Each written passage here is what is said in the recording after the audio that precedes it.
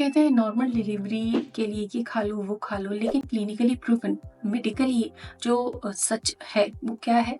वैसे कुछ चीज़ें आज इस वीडियो में मैं आपको बताने वाली हूँ। कुछ चीज़ें भी हैं जो फूड आइटम्स भी हैं और कुछ काम भी हैं जो डिलीवरी पेन को ट्रिगर करते हैं, लेबर पेन खुद से लाने में हेल्प करते हैं। कई बार खुद से लेबर पेन नहीं आता तो जिनकी प्रीवियस सी सेक्शन है, जो वीबैक के लिए वेट कर रहे हैं, वो इंडक्शन नहीं करवा सकते। तो ऐसे में दिक्कत आती है। तो नेचुरली पेन लाने के लिए इन चीजों का फॉलो कीजिए। आइए सीखते हैं। Welcome to YouTube.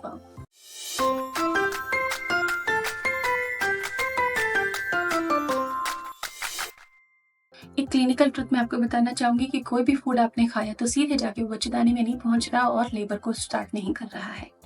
लेबर कब स्टार्ट होता है? जब सर्विक्स ओपन होती है, वो सॉफ्ट होती है, म्यूकस प्लग हटता है, सर्विक्स डायलिटेशन चालू होता है। लेकिन सर्विक्स से डायलेट होने के लिए हम कुछ फूड ले सकते हैं जो सर्विक्स की सॉफ्टनिंग में हेल्प करते हैं और साथ ही ऑक्सीटोसिन को एक्टिवेट करते हैं। तो जो सबसे बेहतरीन फूड माने गए हैं, सबसे पहले खजूर। 2 खजूर 3 खजूर खाने से नहीं होगा, 7-8 खजूर आपको हर दिन यूज करना होगा। और ये रिसर्चेस और स्टडीज में भी साबित हुआ है कि 36 वीक से हर दिन 7-8 आप खजूर लीजिए। इससे सर्विक्स ओपनिंग में काफ़ी हेल्प मिलती है और लेबर ड्यूरेशन भी शॉर्ट होता है।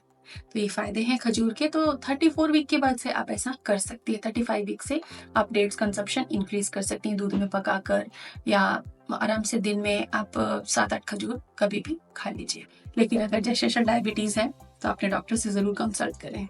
देसी घी, कहते हैं देसी घी दूध में मिला के, गर्म पानी या चाय में मिला के पी लो, लेबर इजीली हो जाता है, बच्चा नॉर्मली डिलीवर हो जाता है। ऐसा कोई साइंटिफिक लॉजिक नहीं है, लेकिन हाँ, देसी घी हेल्प करता है। हम मॉडरेशन में देसी घी खाने के लिए सजेस्ट करते हैं पेशेंट को, इसलिए कि आपको कब्ज ना हो, बॉल मूवमेंट क्लियर हो और कॉन्स्टिपेशन आपको बिल्कुल न रहे, आपकी आंतें एकदम साफ रहें, एनर्जी रिजर्व हो आपके बॉडी में अच्छा डिलीवरी के लिए, और साथ ही मसल्स को आपकी स्ट्रेंथ मिले। इसलिए मॉडरेशन में घी खाना बिल्कुल गलत नहीं है, लेकिन घी पीने वाला काम आप बिल्कुल मत करिए, इससे आपको डायरिया हो सकता है। हाइड्रेशन, शरीर में जब पानी पर्याप्त होता है तो यूट्रस अपने आप बहुत अच्छे से कॉन्ट्रैक्ट करता है।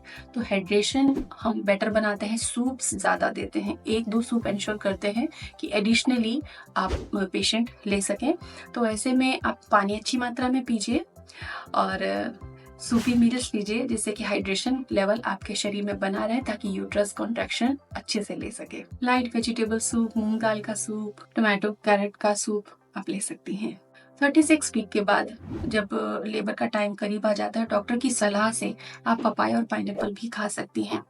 इससे कॉन्ट्रैक्शंस खुद ब खुद आने की संभावना बढ़ती है। अब मैं कुछ नेचुरल प्रैक्टिसेस बताती हूँ जो फूड से भी ज़्यादा अच्छी मानी जाती हैं।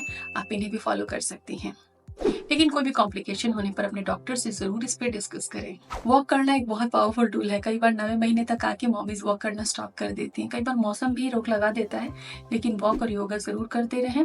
ये बिल्कुल नेचुरल टूल है कॉन्ट्रैक्शंस देने का। इससे ग्रेविटी सपोर्ट मिलता है नेचुरल डिलीवरी के लिए, साथ ही ऑक्सीटोसिन ट्रिगर होता है।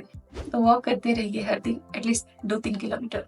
स्क्वाट्स कीजिए, 30 से 40 स्क्वाट्स आप 2 बार में कर सकती हैं। स्क्वाट्स करने से पेल्विक ओपनिंग होती है और लेबर पुशिंग जो होता है थोड़ा इजी होता है, फिजिबल होता है।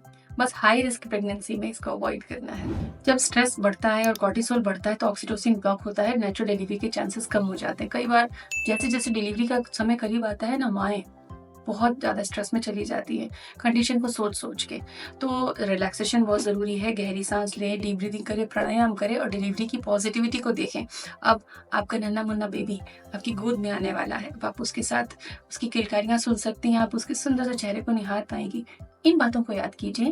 पेन, डिस्कम्फर्ट, परेशानी, इसको मत सोचिए। कई बार कुछ फीमेल्स डेंजरस शॉर्टकट अपनाती हैं, जैसे कैस्टर ऑयल खुद से पी लेती हैं बिना डॉक्टर के दिए, आप उसे ना पिएं, ये आपको मुश्किल में डाल सकता है। कई ऑनलाइन हैक्स या रेमेडीज मदर्स फॉलो कर लेती हैं इंटरनेट पर सुनकर, लेकिन आपको अपने डॉक्टर की फिजिकल जो जिससे आप कंसल्ट कर रही हैं उनके हेल्प से ही कोई भी रेमेडी या तरीके फॉलो करने हैं। नेचुरल लेबर सपोर्ट करने का मतलब ये नहीं है कि आप मेडिकल एडवाइस को इग्नोर कर दीजिए। दोनों को ट्यून करके आपको चलना है ताकि बेबी सेफ रहे। Thanks for watching.